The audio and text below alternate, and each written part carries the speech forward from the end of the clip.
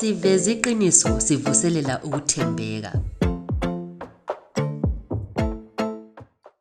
Good morning to everybody that's joining us here on November 9th, 2021 for the future of journalism education in Southern Africa. My name is Patrick Sam. I am from Namibia. I'm currently an independent broadcasting journalist, but I was formerly attached to the national broadcaster, that is the NBC in Namibia. So my co-host Nina this morning and I have done this many times. Nina, it's good to see you again, not on the traditional screens, but the fact that we've migrated to an online platform. Welcome. Thanks for joining me this morning.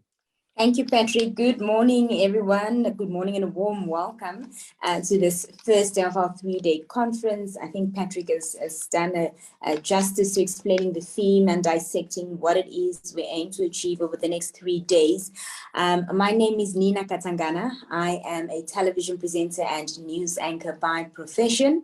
And I've been in the media industry for about 16 years now. I'm currently at the Namibian National Broadcaster, where Patrick formerly was as well. And I'm also a freelance moderator, and it's absolutely an honor to be able to facilitate this conference this morning. Honored to welcome, I think, Khadija Patel, who is the head of programming of International Fund for Public Interest Media, obviously as an executive board chairperson of the International Press Institute. Khadija, to those of us who are in the region, is known as a fierce investigative journalist who is obviously globally renowned and is one of the founders, obviously has a history as the editor-chief, the Mail and Guardian, but is really currently known as one of the founders of the Daily Vox, a South African news website.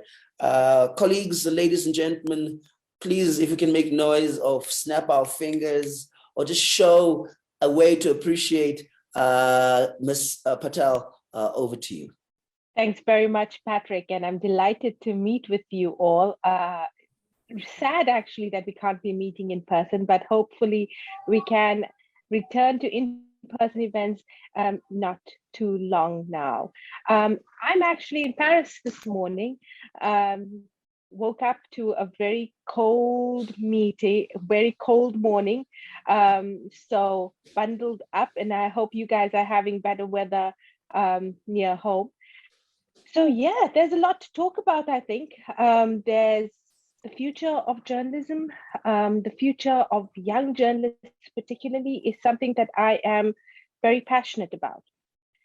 So Patrick mentioned my current role, which is the head of programming with the International Fund for Public Interest Media. So I want to tell you a little bit about that and then tell you why I've basically left the newsroom to do this kind of work. So the International Fund for Public Interest Media is a new organization. It's an ambitious project to put together a vast amount of money. So something between $100 million up to $1 billion for a period of 10 years in order to just shore up the defenses of public interest, independent media in low and middle income countries. So that's in context like ours. And many of us as working journalists, those of us who work as newsroom managers, will tell you that it is a really scary time to be navigating the future of news media within the newsroom right now. There is far too little resources. Advertising revenues have declined to such an extent that when I speak to some colleagues, for example, in Nigeria, they tell me that it is sub-zero. Similarly, in South Africa, speaking to publishers there, they tell me that print advertising, for example, has almost disappeared entirely as a predictable revenue item. So the problem is severe because it really leaves us with a situation where we may see several more institutions just shutting down, not being able to withstand the pressures. Over the past year, through the pandemic, we saw several institutions shutting down, especially in South Africa. We saw some exciting community projects just not able to withstand the pressures of the lockdown and the economic pressures that came with that. So there's a lot of pressure. And of course, the economic pressure on newsrooms, on news publishers is not was not brought on by the pandemic alone. The pandemic, I think, just accelerated it, but this has been a problem that's been at least 10 years in the making. The business model for news media simply does not exist anymore. There is no cut and paste that we can do. We've got to create it. But in the meanwhile, while we try to experiment with new news models, we've also still got to put out the news. We've still got to perform a function that is vital for democracy. So what is the solution? We certainly need some time. We need some space to think about the future. But at the same time, we need the security of knowing that the news will still be distributed. So that's why I basically have left newsrooms and have taken up this role with the International Fund for Public Interest Media, because I'm passionate about ensuring that there is still, a journalism profession that is accessible to most people, that is accessible, that is open, and that it continues to exist as an opportunity for particularly young women like me. So that's why I'm doing this. And why I'm doing this is because I believe that journalism is the best job in the world. For me, when seeing a publication being put together, feeling in the middle, that feeling when you're in the middle of a story and you see all the component parts come together, even when you're working with colleagues in a collaborative project and having all the little puzzle pieces come together, it feels for me like magic. It's absolutely amazing. I feel like journalism allows us to touch the world, to be part of the world moving. And it's really, really special. And I want more people to be able to feel that magic. I want that magic to be able to be felt by young women 10, 20, 30, 40 years from now. But we must be very clear that the profession of journalism is in severe trouble. And unless we do something quite drastic and we start thinking very innovatively, the profession of journalism as we know it may not exist for a long time. The problem is severe. Like I said, newsrooms are shutting down. And if things are allowed to go as they are, we will see all our news around the world being controlled by just a handful of billionaires. The problem that poses for us is that our understanding of what's happening in our own backyards, local news, will be the first casualty of that. We're seeing that already in places like the US, where the death of local news and the creation of news deserts is a well-documented phenomenon. And that is in a high-income country like the US. But I think even in our context, in low and middle income countries, and certainly in my experience in South Africa, running a national newsroom like the Mail and Guardian, I felt the pinch. I felt the inability to actually get to all the stories we needed to get to, simply because I did not have the resources. I did not have enough journalists to get to these stories. And this has real implications for our understanding of what is happening. It has real implications. There's real implications for the rule of law. It's not just a luxury for editors who like to complain that they need more resources. Instead, it has, like I said, real world implications, because when we as a society are not able to understand what is happening around us, when we're not able to understand the complexity of the world we're living in, because we must be clear that the world is complex, and the role and function of journalism, I think, is to flesh out that complexity, to flesh out the complexity of our countries, of our neighborhoods, to actually understand in minute detail what is happening, because not all things are good and not all things are bad. There's an amalgamation of good, bad, ugly, beautiful, that characterizes every moment of every day. And the role of journalists is to take the pulse of that, to be able to present to you, to the audiences, to communities, what that complexity looks like in a given moment, to mirror society back towards it. And I believe that with fewer resources, we are significantly constrained. We are not able to do that well enough. And this, like I said, has implications, because when we have fewer stories, when we have stories, for example, only from the urban centers, when we're not able to get out to rural communities, when we are only speaking or allowing the voices of just a few to dictate the news agenda, then we have a problem, because we're not actually able then to understand what is happening beyond that, obviously.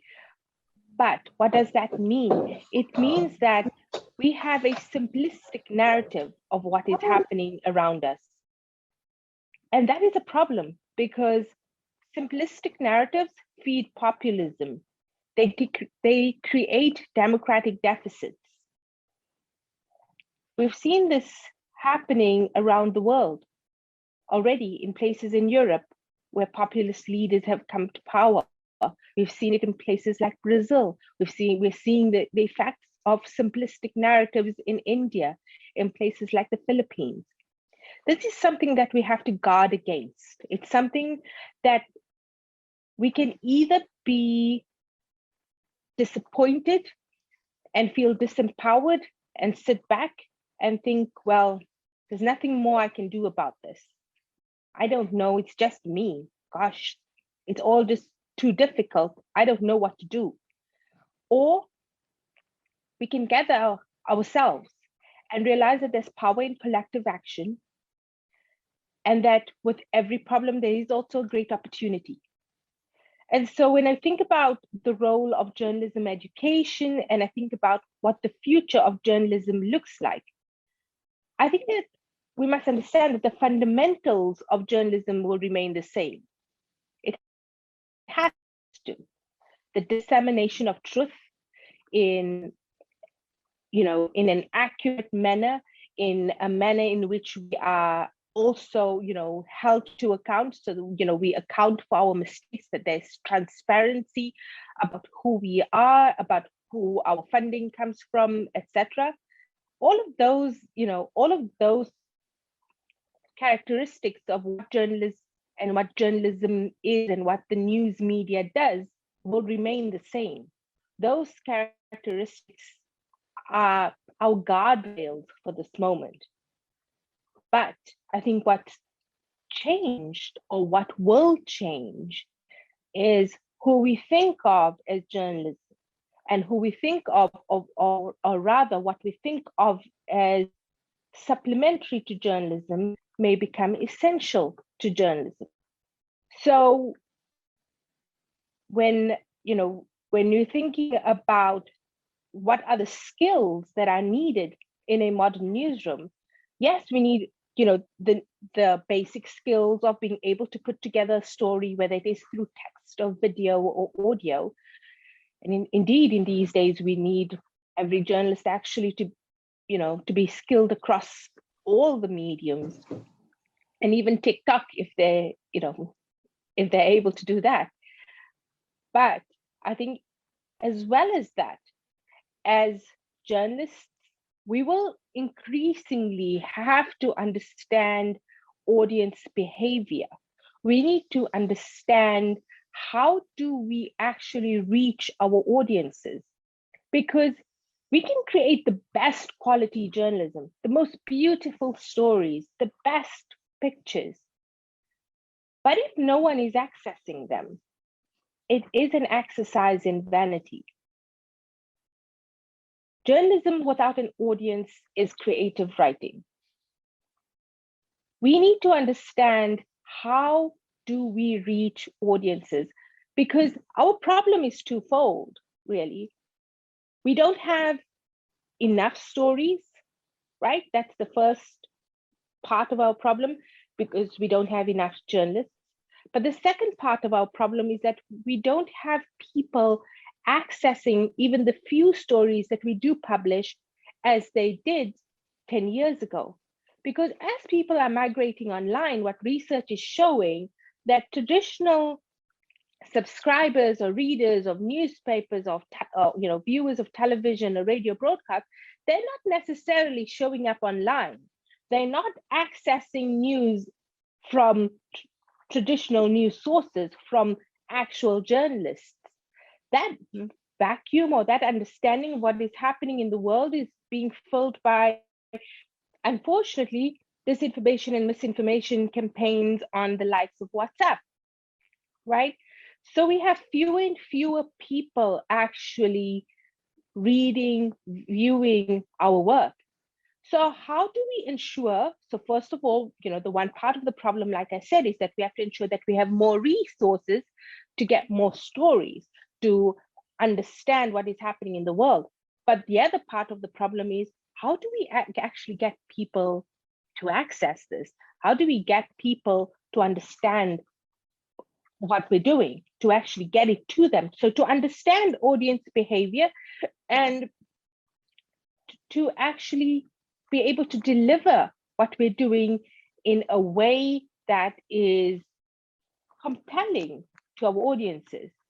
And I know many, old school journalists squirm away from this, and they tell you that, no, that's not what journalists do.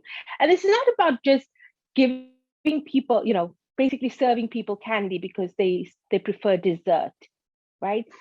It is about understanding how we can cook our vegetables well enough to sustain people, because news, we know, serves a vital function in public life.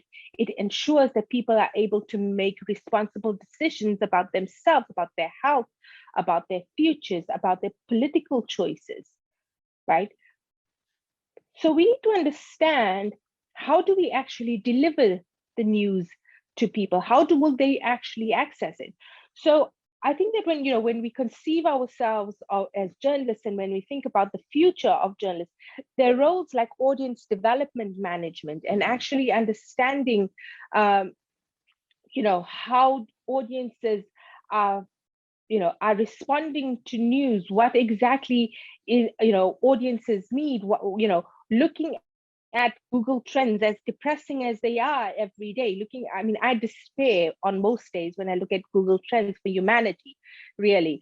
But, in among them, there's an understanding of what people's curiosities are, and how can we as journalists best serve that. So, like I said, it's not only, and I must be clear, I'm not saying that we have to be completely looking at, okay, so people on Twitter today are talking about pop star X, so we need to have 10 stories about pop star X. That's not it at all, right? There's a particular kind of news product that does that, and good for them. I think that it has a space in the ecosystem.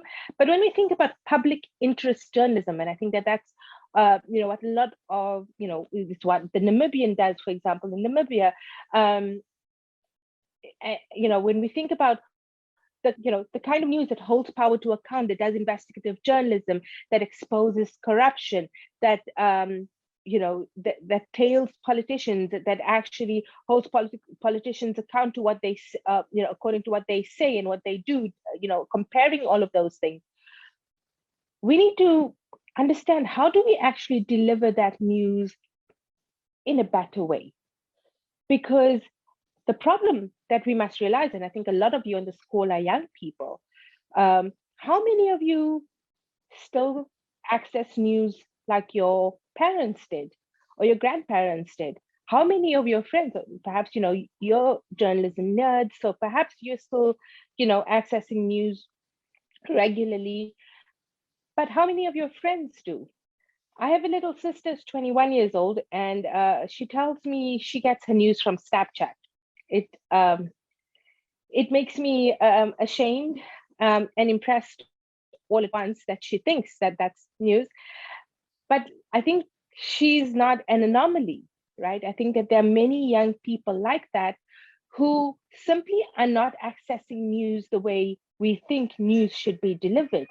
And the future of the news media, the future of journalism lies in that potential to create news products that actually serve young people particularly. And we must remember, in Africa, we are a young population.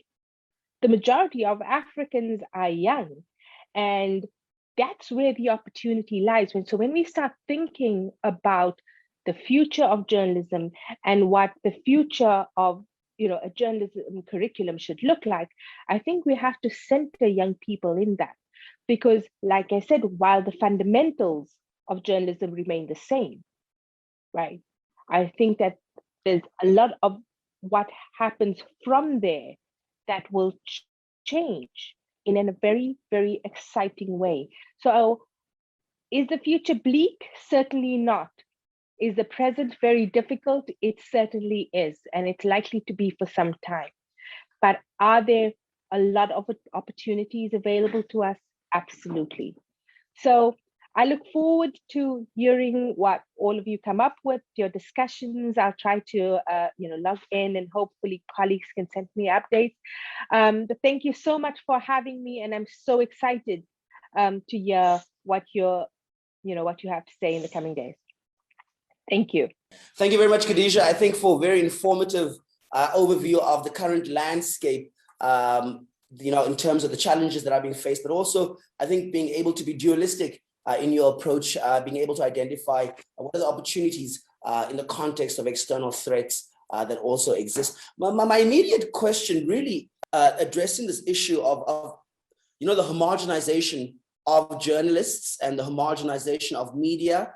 And I think before we're outward looking in terms of how the intersectionalities between journalism and politics, or those type of fourth estate responsibilities, maybe I just want you to spend a little bit more time in terms of speaking to this issue of how do we distinguish media institutions, outlets, in principle, that are in the public's interest versus those that aren't in the public's interest, and sometimes this challenge of the media being perceived commonly as a homogenized state? I think that's it's a good question, but I think that it really comes down, Patrick, I think, to media literacy. And I think that we have a problem, certainly in South Africa. I'm not sure, what the situation is in Namibia, but I know that in parts of Europe, there's, a similar challenge with media literacy, and actually ensuring that there is better media literacy, and for people, to understand the various different forms of media, and to understand, what media does, and that just because, for example, in this, the Daily Sun in South Africa reports on tokoloshis every day, that's not indicative of what everybody does, right? Or that's not characteristic of the entire ecosystem or the potential of news media. So in short, Patrick, I think that there is, there's an opportunity, I think, for better media literacy. I think that the idea among people that the media is one thing, the homogenization, as you put it, is unfortunate. But I think that what we have to do is we have to work very well. We have to ensure that those of us that are doing public interest journalism, that we are working, to, for example, ensure that we are transparent, that we are building public trust, and that we are contributing in our own ways to better serving the public through media literacy campaigns. So, I'd love to see institutions, in the region to, actually, going to schools and, just, lifting the lid, so to speak, in how the news is made. I think that's, I'd like to see more of that. Thank you. I think very insightful in terms of, I think, creating an enabling environment where I think you're speaking to the issue of good seeds don't grow in bad soil. And so we have to then look at what the enabling or the enablers are in terms of journalism. But before I open up the floor, I really also want to look at this other particular issue that rose out to me around the issue of democratic deficits, and whether the future of journalism and media particularly will remain a public good versus, experiencing some form of elite capture that turns it into a private good. How do we navigate what you have called these troubled waters? How do we create community and accountability in terms of the way that we structure our systems, both within the media, but also its engagement to other institutions? What's important to get that correct? I don't think there's any one thing we can do. I think that what we have to do is that we have to fight. We have to ensure that that we're doing journalism well, that the quality of journalism does not suffer, and that we have to find innovative ways of increasing the capacity of newsrooms to do more journalism, to be able to actually get to the complexity of who we are. It's not simple, Patrick. It's certainly not simple. If I have to go to a newsroom, I think it's actually frustrating, for a newsroom manager, to somehow magic, resources out of what, where. So I think that, this is where we need the global community to come together to understand that journalism, the news media is a public good, that we need it to survive as humanity. It's essential in order for us to negotiate pandemics, in order for us to negotiate climate change. We need good information. And that is something that I think that the world community needs to start understanding. And I think that governments around the world, and that's, my message, that governments around the world have to make plans to ensure that public interest media survives. This is essential. I think that it's not something that journalists can do as a whole. And the reason that I'm saying governments is because governments are representatives of us, right? They hold the power, they hold the purse strings. So that's why I'm saying that this is, this is something that as a society we have to do, but ultimately it's something that has to, a lot actually has to happen, within the field of government as well. There are things that, that we haven't even spoken about. There's a lot of regulatory reform that has to happen over the next 10 years. We need to understand how the media ecosystem is going to exist, where exactly, the tech companies will be policed, how exactly, who is going to be, keeping an eye on them, because as it currently stands, they are a law unto themselves. And we do need better systems in place in order, for that to happen. But this is why we need to come together as a global society, as humanity. We need to understand that we are sitting at a crucial moment in human history. And in order to do that, in order to get this done, in order to ensure that public interest journalism thrives, we need all of us to come together to realize the potential of public interest journalism. Okay. I think you've classified it well, and I think you've made the conversation more nuanced in the fact that you're speaking particularly to public interest journalism and how there's a great need from a public institutions and from a public trust perspective to maintain that as a public good. I think that is a good foundation to carry on this conversation. Let me open up the floor. Zoe Titus, your hand is up. Let's give it over to you. Good morning, Patrick. Thank you for this opportunity. And morning, Khadija. It's great to see you again. Thank you for your insights. I wanted to touch on the International Fund for Public Interest Media very briefly. I know it's early days, but this fund is much needed. I think it's well received and it's very ambitious. You've referenced comments from colleagues in Nigeria and South Africa about their challenges and this business model, which has failed us, which amounts to market failure. but those are big media markets. How do we ensure that we do not miss the smaller guys? I mean, the Namibia, Botswana, those smaller markets, and not create our own, let's say, if you want to call it that, North-South divide. You're absolutely right. And that's something, I mean, I think that's basically my role on the fund, is actually to guide the implementation of it, and to guide, some of the thinking behind what is needed and what isn't needed, and how we can implement this fund responsibly, because that's essential. And we particularly are conscious of the fact that, there are the Nigerias and South Africa mega economies, right, in relation to the size of maybe Botswana or Namibia, or Nepal, for example, right? And that there is a mix of of what is needed.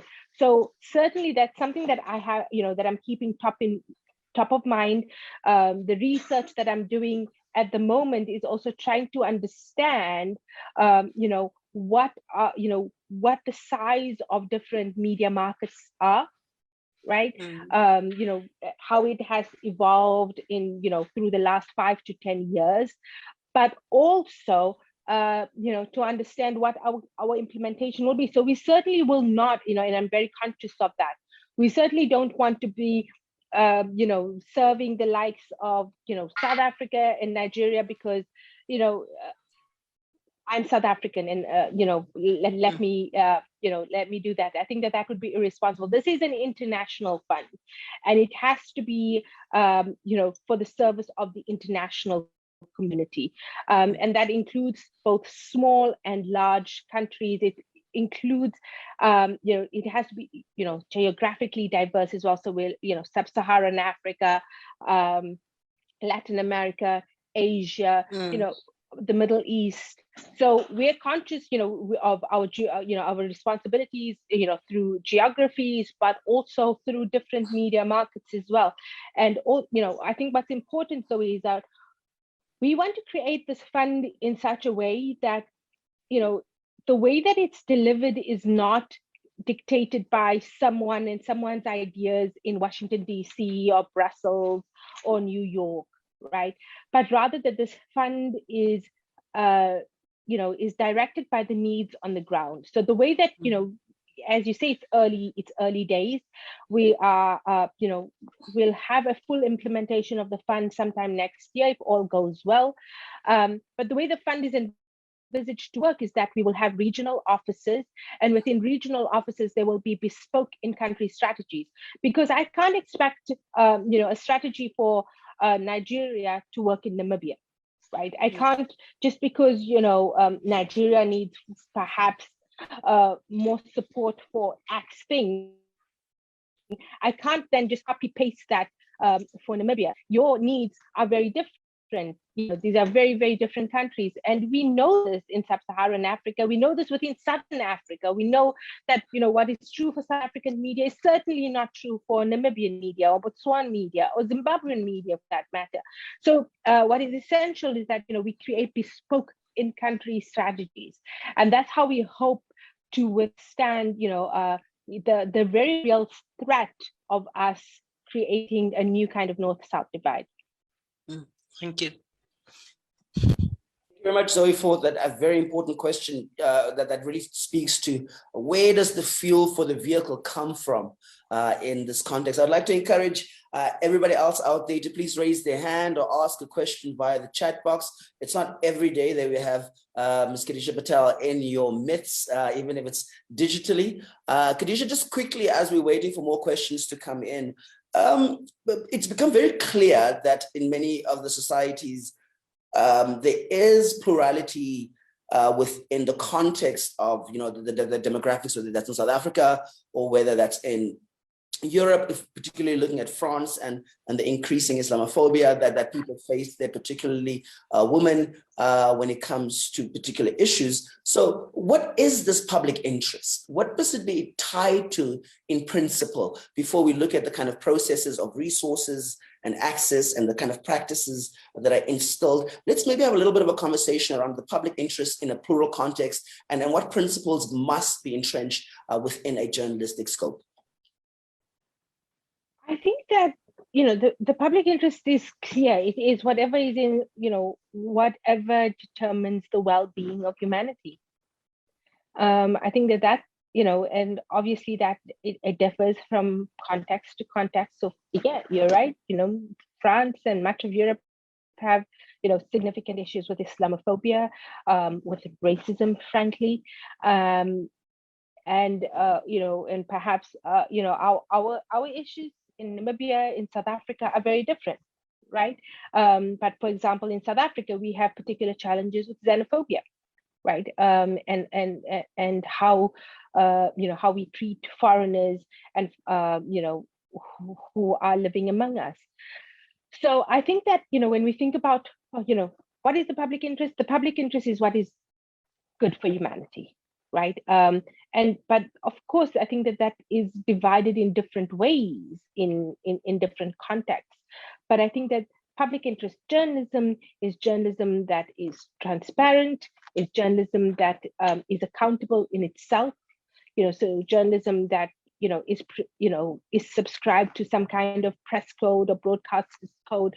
Journalism that serves to help people understand their world better.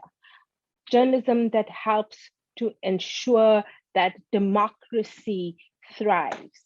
Those are, some of, I think, the characteristics of what public interest journalism is.